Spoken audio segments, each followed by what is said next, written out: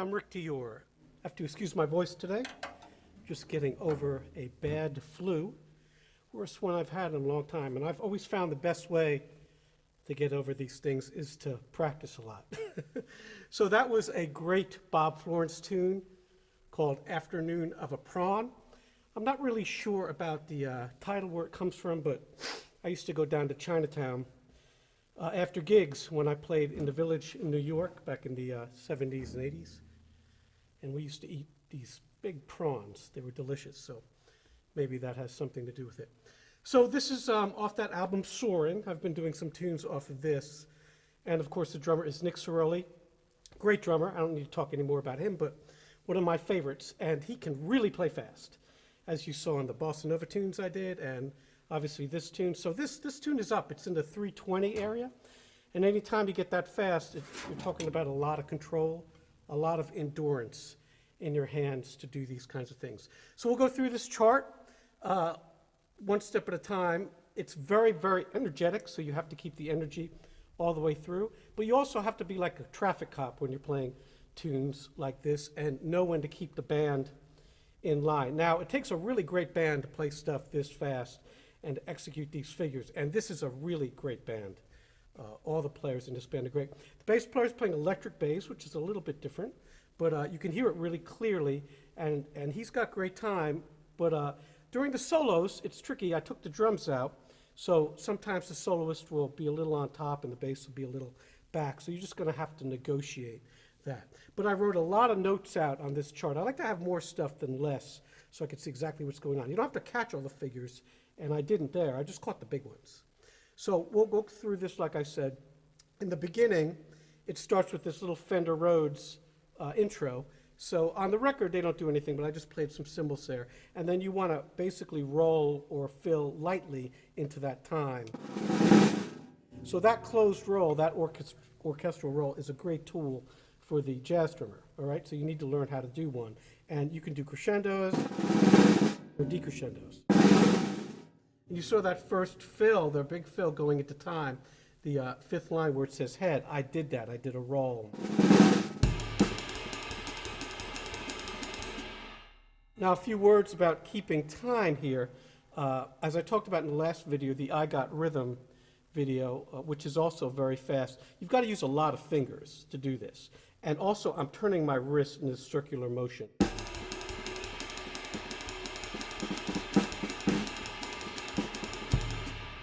What I'm not doing is throwing the stick at the cymbal like this.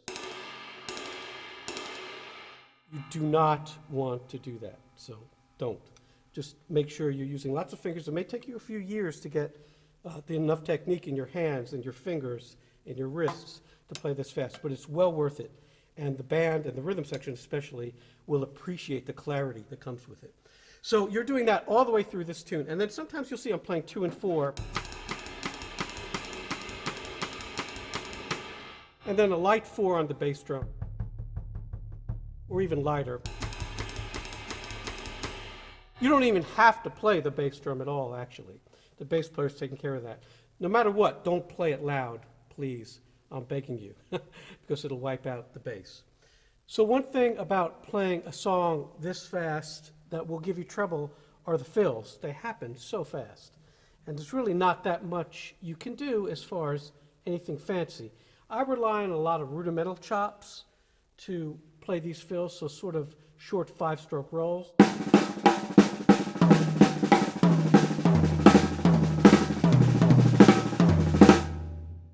Pretty simple, just. And then sometimes I play those in triplets like I just played you.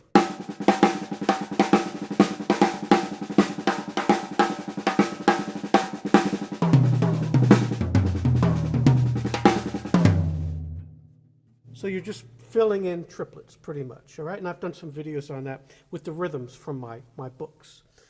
So that's one concept of playing these fills. The other one is to just not play them.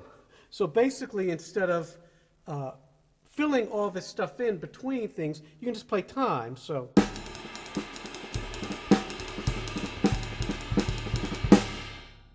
I call that a coordination fill, where I'm playing hand, foot, hand, foot.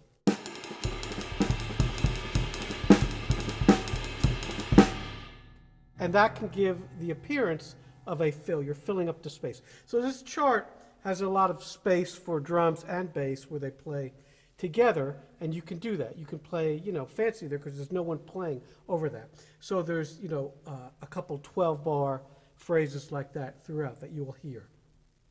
Now, as far as the 2 and 4 that I spoke about before, you don't always have to keep that going, but one thing that I'll do, and that you probably noticed on page 4, and I even wrote it in on the chart, when the sax soli starts there, the whole section, you want to lock that in with 2 and 4. And as it progresses, you can get away from that. So as long as you feel that things are secure, then you could play that maybe for the first, half of that sax soli, and then get away from it, because you may want to catch some of these fills, and you can't really catch anything when you're doing this except with your bass drum, which I do quite a bit in this chart. So that's one thing to study. A good practice would be to play that 2 and 4, and then play some bass drum rhythms.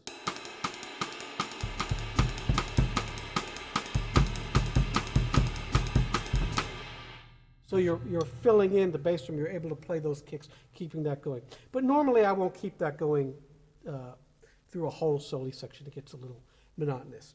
Now sometimes on these ba-ba-da-ba-da-ba-da, I will play 2 and 4 on that, so I like that. Not too much, but just a little bit. It helps the band. So long, short, ba-da, ba-da. The ba, the staccato note being played by a rim shot. Okay, not too heavy. There's 2 solos. The first solo, I played this 21-inch K, and then the second one, I think, if I remember correctly, I played this 18-inch K. They both have very distinct sounds.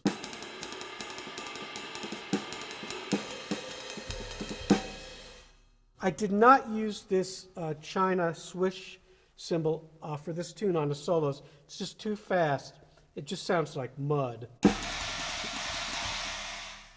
So it's like a rainstorm. So I don't do that on the really, really fast tunes. Although sometimes under a section soli, like a sax section soli, I will use it, but not for one individual player. All right, let's take a look later on here where it gets really crazy on page 5. So you've got lots of very, very difficult figures to catch here, and you're filling over that. So if you look at that 5th stanza there, 1, 2, 1, 2, ba, ba, ba, ba, ba, ba. Solo for 3 bars, and then you have to break off your solo on the 3rd beat of that figure before the band comes in. So I'll play that for you. 1, 2, 1, 2, 3, 4.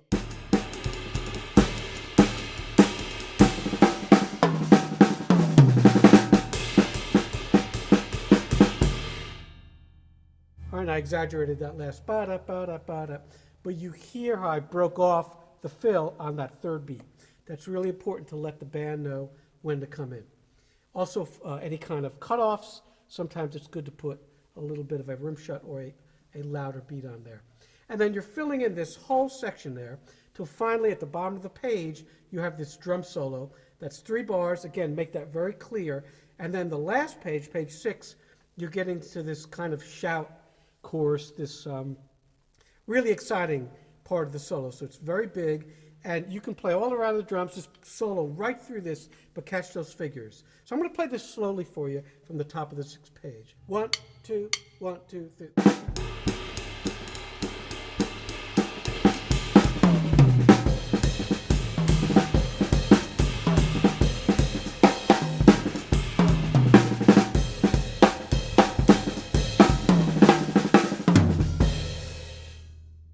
All right, so that would be if the tune was about 200 beats per minute. Now I'll play it up to tempo. 1, 2, 1, 2, 3, 4.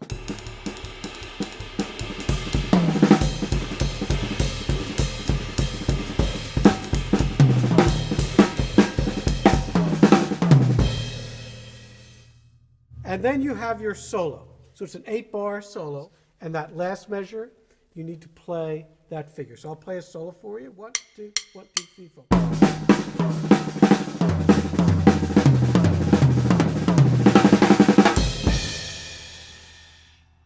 So you see how I did a really obvious snare drum 16th note thing there?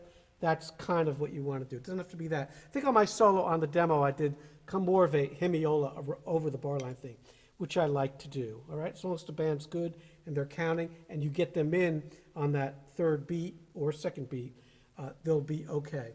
And then we have this, the hardest part of the tune physically is this third line from the end. So 1, 2, 1, 2, 3, 4.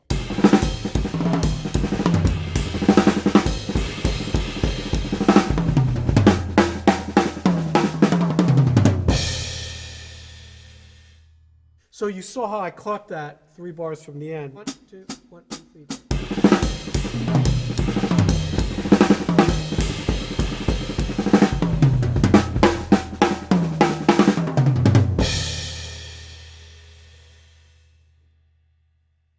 Okay, and that's pretty much it for this one. I do have another really fast tune here on YouTube with a big band recording. That's Hallelujah by the Louis Bellson Band. So I'll reference that in the description. Then I also have lots of fast stuff that with the groups I play with, if you look at my live recording playlist. So thanks so much. We'll be back next time with a slower tune.